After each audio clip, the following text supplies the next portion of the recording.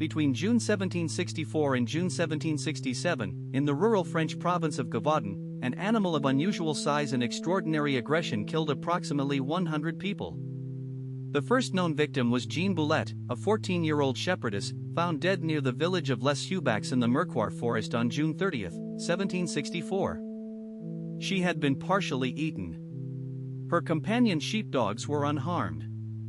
Her body bore wounds consistent with a large predator attack, but with unusual features. The throat had been bitten through. Parts of the body had been carefully consumed. The dogs had not interfered. Local hunters concluded the killer was a wolf, but the size of the bite marks and the carefully selective consumption pattern were unlike typical wolf attacks. Within weeks, more bodies were found. Always in the same region. Always children, women, or solitary travelers. The beast of Gévaudan was discovered. Over the next 3 years, the killings continued at an unprecedented rate.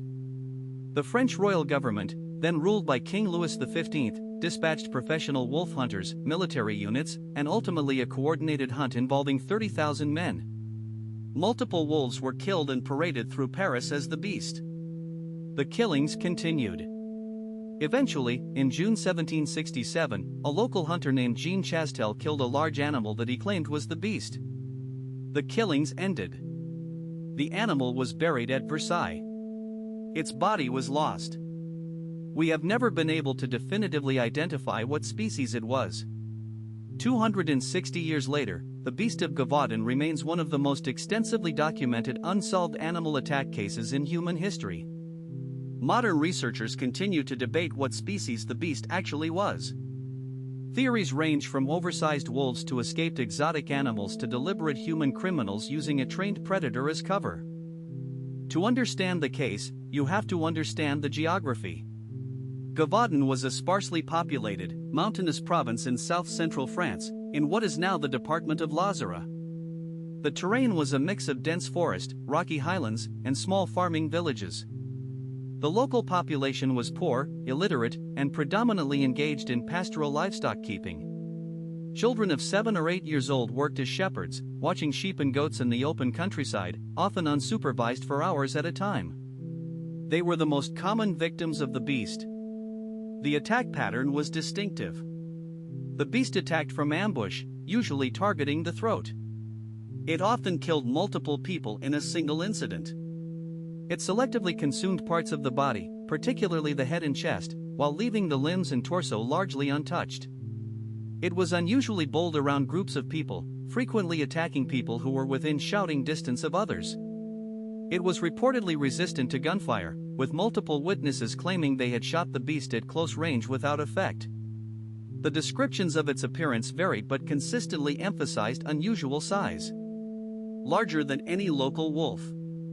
Darker fur, sometimes described as red or yellow. A long tail. A wide chest. Some descriptions emphasized features unlike a wolf. A pig-like snout. A tail more like that of a panther than a wolf. Forelegs disproportionately long. The descriptions are inconsistent enough that some researchers conclude there were multiple animals involved. The royal hunting effort was extraordinary. The king's professional lieutenant of the hunt, Jean-Baptiste Boulanger, was sent first. He failed.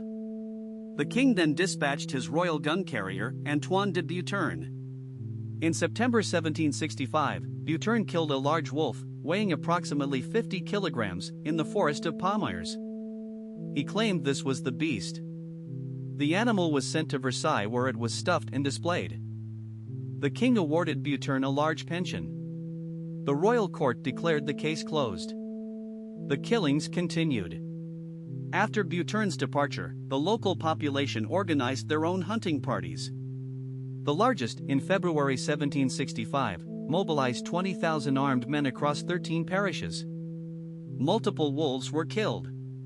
The beast was not. Eventually, on June 19, 1767, a local Gévaudan hunter named Jean Chastel, age 60, fired at a large animal during an organized hunt at